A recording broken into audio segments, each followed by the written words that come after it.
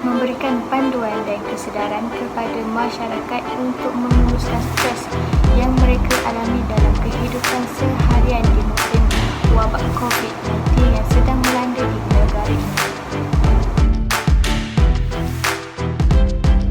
Terdapat 3 objektif dalam kempen pengurusan stres ini, yaitu yang pertama, meningkatkan kesedaran akan kepentingan masyarakat untuk menangani stres atau tekanan secara berkesan, yang mana stres boleh dikawal secara sendiri ataupun melalui bantuan ahli keluarga atau rekan-rekan. Objektif yang kedua ialah memberikan masyarakat pengetahuan untuk menguruskan tekanan, yang mana dalam masa pandemi COVID-19 ini ia memberi kesan psikologi negatif kepada orang ramai di seluruh dunia dengan menyebabkan gejala kegelisahan, stres, dan kemurungan akibat proses kuarantin yang panjang dan tekanan ekonomi yang berterusan. Objektif yang ketiga ialah menerangkan sebab berlakunya masalah stres dan cara untuk mengatasinya, yang mana seseorang boleh mengamalkan kaidah 10B, yaitu bertenang, bernafas dengan dalam, berkata positif kepada diri sendiri, beribadat, bercerita dengan seseorang, berurut, berehat dengan mendengarkan musik, beriadah, bersenam, dan yang terakhir ialah berpikir positif. Terjadinya stres adalah melibatkan beberapa sebab dan faktor. Antaranya ialah yang pertama adalah faktor persekitaran. Hal ini dikatakan demikian kerana persekitaran yang tidak kondisi mampu mendatangkan masalah stres kepada majoriti individu. Sebagai contoh, stres persekitaran disebabkan oleh kesesakan lalu lintas, pencemaran bunyi dan pencemaran bau. Seterusnya adalah stres ini berlaku disebabkan oleh faktor kewangan. Masalah kewangan yang teruk boleh mengundangkan stres dalam kalangan individu.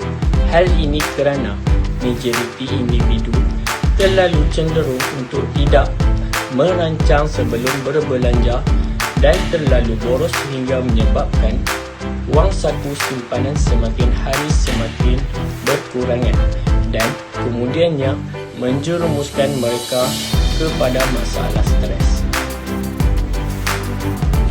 Selain itu adalah faktor keluarga. Faktor kekeluargaan juga merupakan salah satu sebab utama yang mengundang kepada masalah stres ini. Hal ini kerana ketidakstabilan sesebuah institusi kekeluargaan membawa seseorang individu itu kepada tindak balas emosi kita. Sebagai contoh, masalah keluarga yang dialami menyebabkan stres ini berlaku adalah terdapat ahli keluarga yang mengambil dadah sehingga menyebabkan berlakunya pergaduhan sesama sendiri.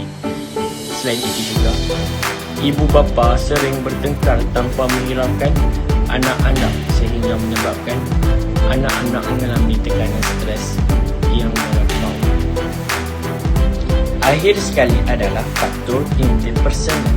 Hal ini dikatakan demikian kerana sesetengah individu hubungan dengan rakan sebaya juga boleh mengundang stres, tidak kira ia melibatkan rakan sekelas maupun rakan sekerja.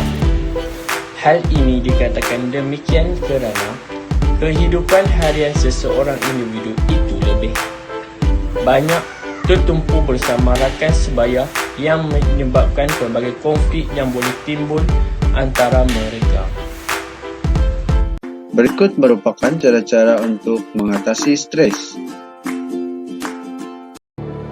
Melakukan aktiviti sedaman ringkas yang mampu dilakukan di mana-mana sahaja pada masa yang singkat.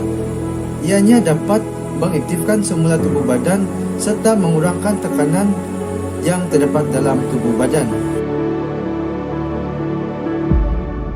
Seterusnya, cara yang kedua ialah dengan melakukan meditasi ringkas. Ianya dapat mampu menghilangkan bebanan yang terdapat dalam pikiran kita. Ianya juga dapat melupakan seketika masalah yang kita telah hadapi. Cara yang ketiga ialah sekiranya kita menghadapi stres ketika buat kerja, kita perlu mengambil sedikit masa untuk berehat agar mental dan fizikal kita akan dapat disegarkan semula. Manakala cara yang terakhir untuk menangani stres adalah dengan mendengar musik. Mendengar musik yang berentekan slow atau perlahan mampu mengobati stres yang kita hadapi. Ianya dapat mengurangkan enzim endorfin yang terdapat dalam tubuh badan yang mampu mengurangkan stres. Assalamualaikum dan salam sejahtera. Nama saya Nurul Sunamai Sarah binti Abdul Wahab.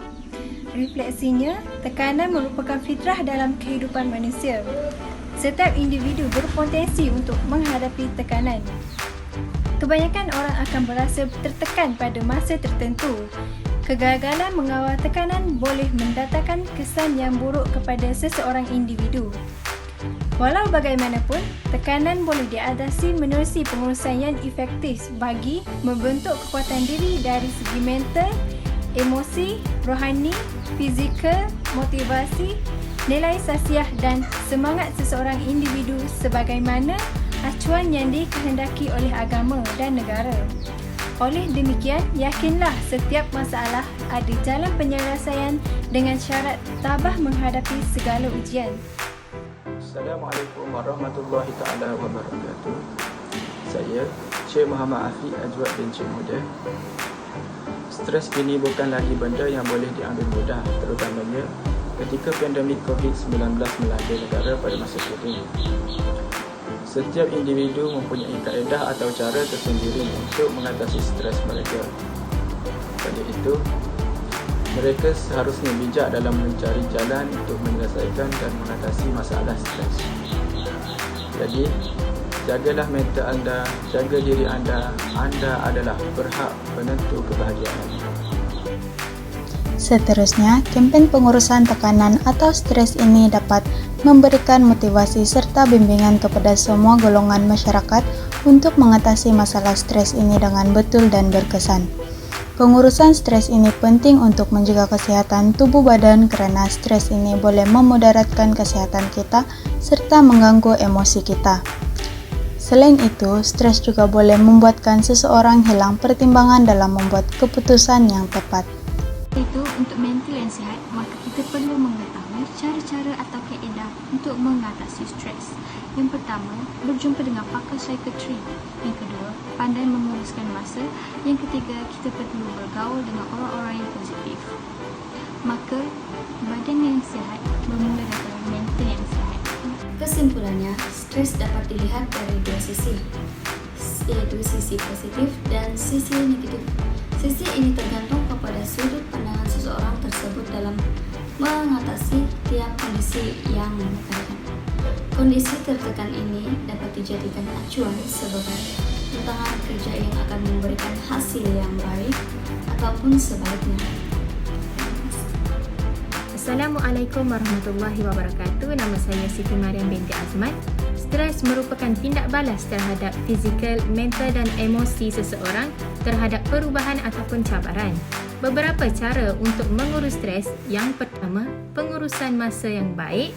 Hadkan komitmen, ambil masa untuk rileks, lakukan aktiviti kegemaran dan yang terakhir, mengamalkan diet yang seimbang. Yakin bahawa stres dapat diatasi dengan adanya mental yang sihat. Nama saya Kledin Genius. Apa yang saya dapat simpulkan melalui projek SSR kami adalah stres merupakan salah satu penyumbang utama kepada penyakit mental. Oleh itu, semua lapisan masyarakat perlu tahu cara untuk mengatasi stres dengan lebih berkesan agar risiko untuk mereka terkena daripada penyakit mental dapat dikurangkan serta stres dapat diatasi dengan lebih mudah. Assalamualaikum dan salam sejahtera. Nama saya Muhammad Alfi bin Al-Masih. Stres ini merupakan salah satu kebimbangan yang berlaku disebabkan beberapa faktor, yang mana stres ini berlaku kepada semua manusia yang normal. Terdapat beberapa cara ataupun kaedah untuk mengatasi stres ini, yaitu pengurusan stres. Oleh itu, langkah untuk mengatasi pengurusan stres ini perlulah diambil untuk mengelakkan kita daripada mendapatkan impak ataupun kesan yang buruk. Assalamualaikum warahmatullahi wabarakatuh. Nama saya Ahmad Syawalai bin Masani. Saya memegang nomometri di 202010950111. Stres ini sangatlah berbahaya kepada setiap individu serta masyarakat, terutamanya pada musim COVID-19 ini. Ramai individu serta masyarakat mengalami stres yang sangat tinggi. Hal ini dikatakan demikian kerana ada individu yang stres kerana kehilangan kerja serta masyarakat stres kerana terkurung di dalam rumah yang mempunyai ahli ramai, keluarga yang ramai serta kawasan rumah yang sangat sempit menyebabkan mereka berlaku stres. Oleh sebab itu, setiap individu mestilah mencegah stres tersebut supaya tidak akan menjadi lebih parah dengan merehatkan minda, membuat amal ibadat supaya stres itu berangsur pulih serta individu tersebut dapat menangani stres tersebut dengan lebih cepat. Sekian, terima kasih. Assalamualaikum dan selamat sejahtera. Saya Alif Iskandar bin Dod. Refleksi saya terhadap pengurusan stres adalah stres merupakan perkara yang sering berlaku kepada manusia. Oleh hal yang demikian, untuk mental yang sihat, kita perlu mengetahui kaedah atau cara-cara untuk mengurus stres dengan berkesan. Jadi di sini, kita selaku insan yang serba kekurangan harus memahami cara menangani stres agar ia dapat ditangani dan disedarai di peringkat awal lagi.